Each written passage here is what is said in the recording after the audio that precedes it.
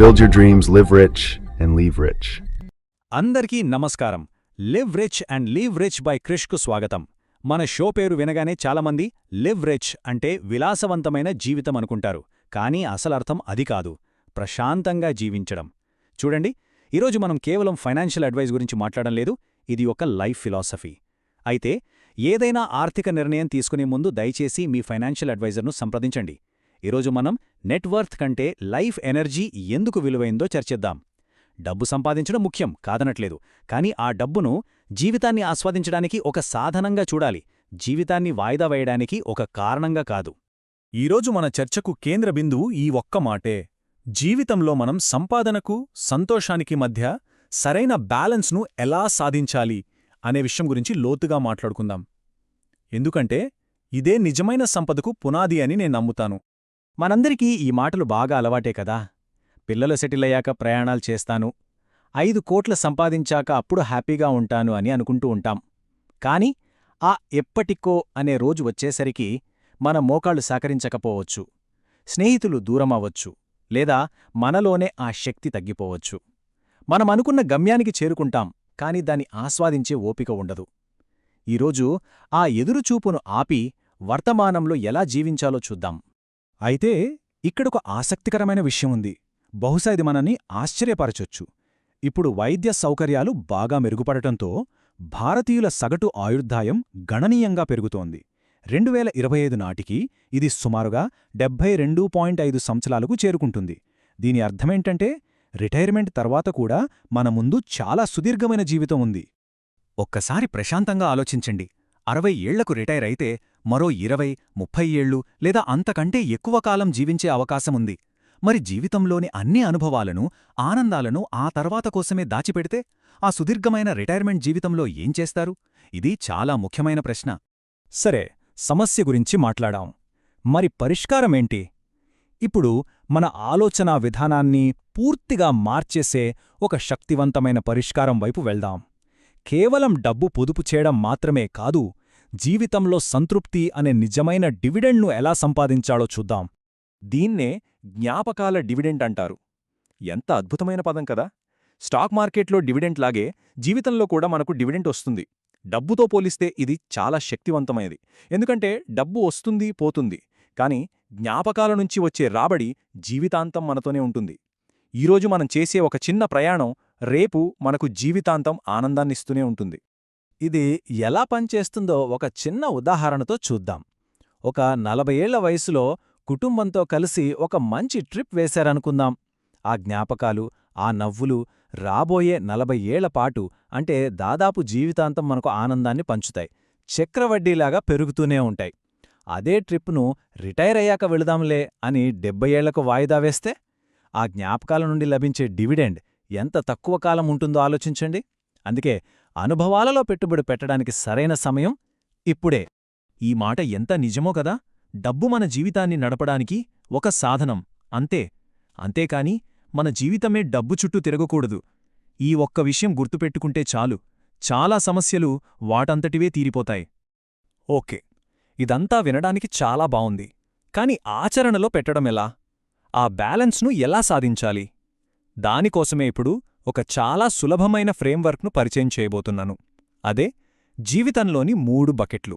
మొట్టమొదటి బకెట్ భద్రత. దీని ఉద్దేశం ఒక్కటే, మనశ్శాంతిని కొనడం. రాత్రులు నెమ్మదిగా పడుకోవాలంటే ఈ బకెట్ నిండి ఉండాలి. ఇందులో 6 నెలల ఖర్చులకు సరిపడా ఎమర్జెన్సీ ఫండ్, మన సంపదను కాపాడే హెల్త్ ఇన్సూరెన్స్, ఇంకా మన కుటుంబ భవిష్యత్తును కాపాడే టర్మ్ ఇన్సూరెన్స్ ఉండాలి. రూల్ నంబర్ 1, అన్నింటికంటే ముందు ఈ ఫౌండేషన్ను పటిష్టంగా నిర్మించుకోవాలి.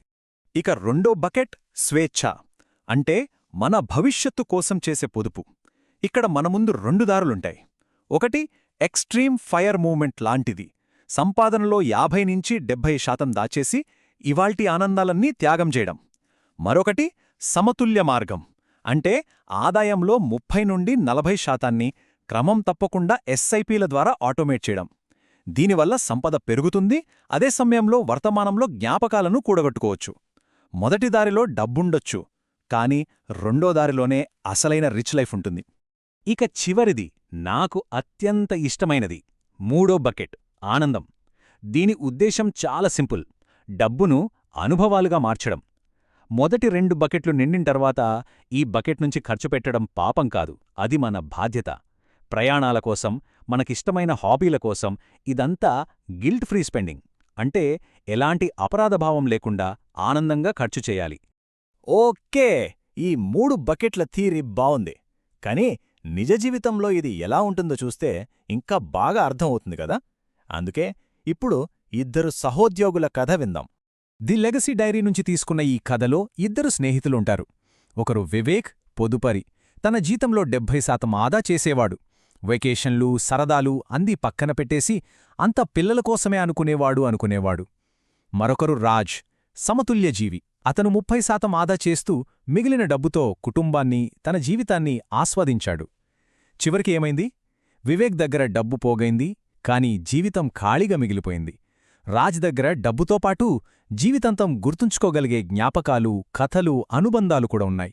అతను తన పిల్లలకి డబ్బు మాత్రమే కాదు, జీవితాన్ని ఎలా ఆస్వాదించాలో కూడా వారసత్వంగా ఇచ్చాడు. ఇప్పుడొక్కసారి ఆలోచించి చెప్పండి, వివేక్, రాజ్, ఈ ఇద్దరిలో నిజంగా ధనవంతుడెవరు? మన లెక్కలో సంపద అంటే ఏంటి? బ్యాంకులో ఉన్న అంకెలా, లేక మన మనస్సులో ఉన్న అనుభవాలా?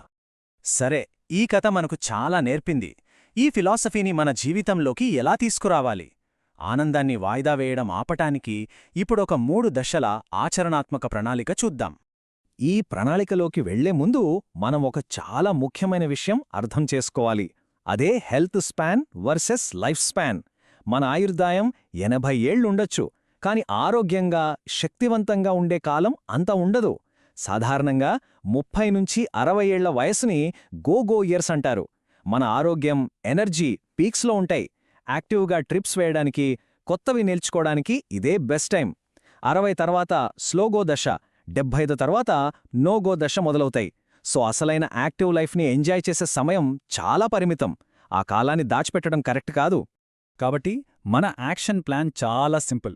స్టెప్ 1, మీ సేఫ్టీ బకెట్ను అంటే ఇన్సూరెన్స్ మరియు ఎమర్జెన్సీ ఫండ్ను సెట్ చేసుకోండి. పునాది బలంగా ఉండాలి.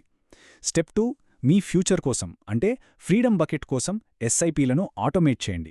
ఒక్కసారి సెట్ చేశాక దాని గురించి మర్చిపోండి. ప్రతి నెలా చూస్తూ టెన్షన్ పడొద్దు. ఇక స్టెప్ 3 చాలా ముఖ్యమైనది. మీ జాయ్ బకెట్ కోసం స్పృహతో బడ్జెట్ కేటాయించండి. ప్రతి ఏటా కొన్ని అనుభవాలను ప్లాన్ చేసి షెడ్యూల్ చేయండి. సరే, ఈరోజు మనం మాట్లాడుకున్న విషయాలన్నిటినీ ఒక్కసారి క్లుప్తంగా గుర్తు చేసుకుందాం. మొదటిది, ఆనందాన్ని వాయిదా వెయ్యొద్దు, దానికి కూడా ఒక ఎక్స్పైరీ డేట్ ఉంటుంది. రెండోది, డబ్బు అనేది కేవలం ఒక సాధనం, దాన్ని అనుభవాలుగా మార్చాలి. జ్ఞాపకాలలో ఎంత త్వరగా ఇన్వెస్ట్ చేస్తే దానిపై అంత ఎక్కువ కాంపౌండింగ్ వస్తుంది, అచ్చం డబ్బులాగే. రేపటికోసం పొదుపు చేశారంటే ఇవాళ ఖర్చు పెట్టే హక్కు సంపాదించినట్టే. చివరగా, యోలో కాదు, పిసినారితనం కాదు, రెండింటి మధ్య ఉండే మధ్యమార్గమే అసలైన రిచ్ లైఫ్. వావ్! ఈ పోలిక ఎంత అద్భుతంగా ఉందో కదా. డబ్బు ఆక్సిజన్ లాంటిది, బ్రతకడానికే అవసరం. కానీ ఎవరైనా ఆక్సిజన్ ట్యాంకుల్ని పోగేసుకుని ఇంట్లో కూర్చుంటారా? లేదు కదా. బయటకు వెళ్ళి స్వచ్ఛమైన గాలిని పీల్చుకుంటారు. డబ్బు కూడా అంతే, దాన్ని పోగేయడం కాదు, దాన్ని ఉపయోగించి జీవితాన్ని ఆస్వాదించాలి. ఈ విశ్లేషణను ముగించే ముందు ఒక ప్రశ్నతో వదిలేస్తున్నాను. ఒక్కసారి ప్రశాంతంగా ఆలోచించండి.